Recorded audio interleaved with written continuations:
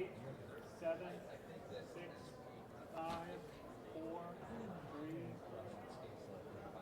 Good afternoon and welcome back to Trade Talks. I'm your host, Jill Malandrino, Global Markets Reporter at Nasdaq.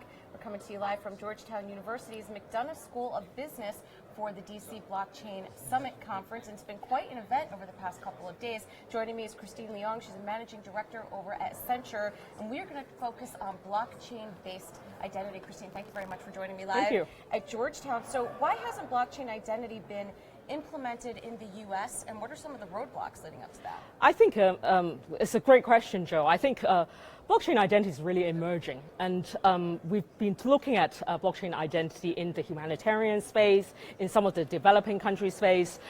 For example, there was a lot of talk this year in Davos about it. There's been a lot of discussions with the UN agencies in terms of looking at blockchain and identity in general. I think in the developed countries, like in the US, I think some of the challenges are going to come with legal, regulatory, and the different larger organizations and the legacy IT technology in terms of building trust between each other, and the blockchain is where blockchain is going to be interesting, and it will help to enable trust where trust does not exist today. All right, so what is the future of identity then? I think identity is always we associate identity with us and ourselves, but actually identity is well more than us and me and you. It's identity of things. Identity of, I think, one of the more interesting use cases in blockchain is identity of natural resources, of sustainability, of helping some of that agenda around, how do we help our climate, how do we help conservation and preservation of our endangered species, of us as a people to get access to healthcare, banking, and normal day-to-day services, and do our day-to-day activities. We have identities get into the building. Right. We need our government-issued ID to go into to open a bank account, to actually to set up email addresses, to go and get to work. And sometimes our identities are they don't change over time. I get asked as a consultant regularly about, well, where's your transcript or degree? Let's do your background check. I don't know how many times I go through that in a week, but honestly, my degree hasn't changed in the last 20 years.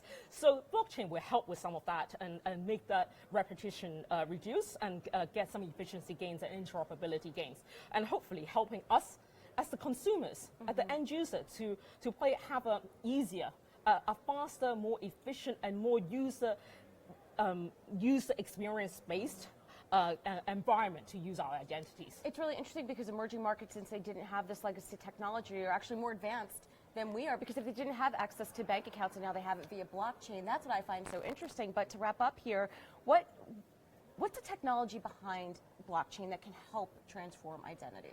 I think very often with blockchain, it's really an enabler. I think it's like any other technology. It's a database technology, except the data is stored in a very different manner. The trust is completely different between the traditional way of IT architecture and how blockchain is going to work. And because today everything is so heavily dependent on technology, whether it's in your car, in your phone, or anything else, I think the transformation that can be done with blockchain is the way we communicate, the way organizations will talk to each other, the way we look at our world and function differently. So you and I can talk directly, right. And then no need to go through a lot of the institutional aspects of it, and we change the way we work. Right. I can't wait to see what the conversation's like 3 to 5 years from now when this is starting to be implemented. That's when the conversation gets Yes, yes. Let's hope we get that soon. Yes. Well, thank you very much for joining me so much today. And thank you for joining me throughout the day. I'm Jill Malandrino, Global Markets Reporter at Nasdaq.